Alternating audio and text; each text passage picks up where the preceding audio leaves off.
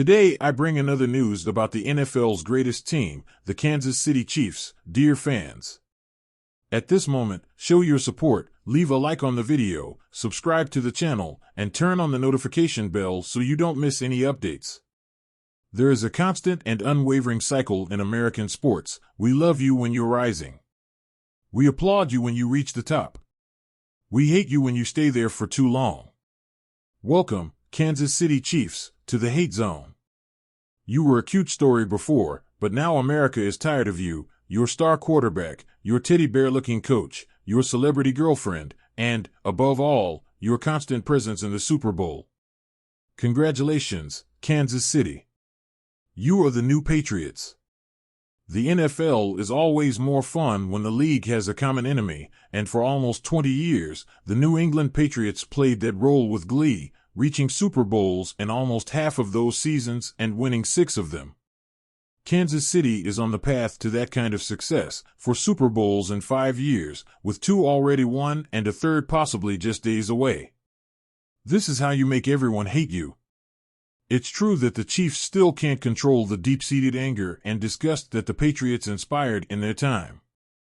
While Tom Brady seemed reminiscent of an 80s movie jock shoving nerds into lockers, the vibes and sounds of Patrick Mahomes are much like those nerds, although he's a nerd with the ability to launch a football into orbit.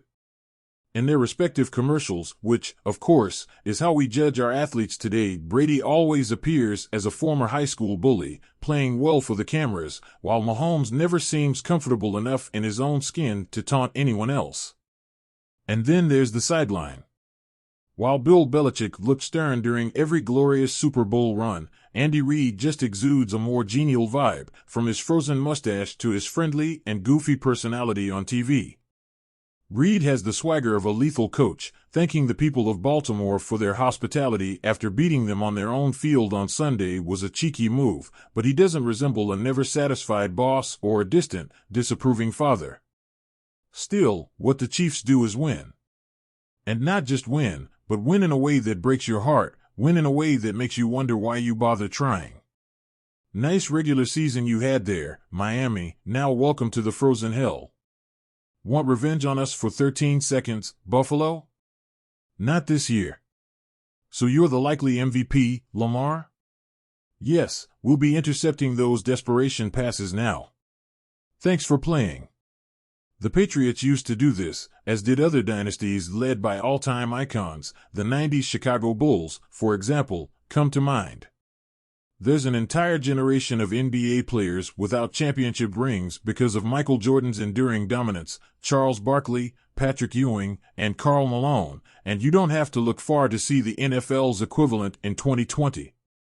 How many Super Bowls would Josh Allen, Joe Burrow, and Lamar Jackson accumulate if Mahomes had decided to play baseball? Finally, there's the Taylor Swift thing. This is the most perfect case of the internet's life cycle you've ever seen. A star gains exposure, people complain about the star's exposure but keep clicking on stories about that star. The star gains more exposure, people complain more but keep tuning in, and so on and so forth. The NFL is, and always has been, more of a league of stories than scores, a league where narrative is as important as what happens on the field. Otherwise, why have 2 weeks of inactivity before the Super Bowl?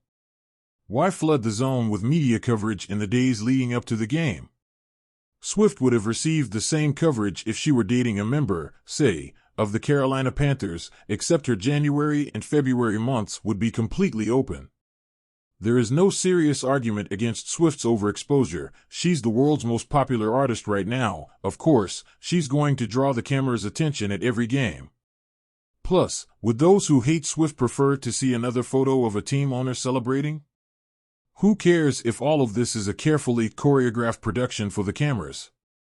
Unless and until Swift's cameras interrupt the actual game, broadcast, and forget the haters.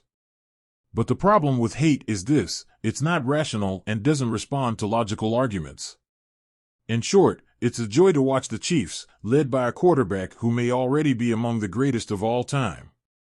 As long as you're not on the receiving end, it's amazing to see how they find another gear in the postseason and then use that gear to disintegrate skulls on the field.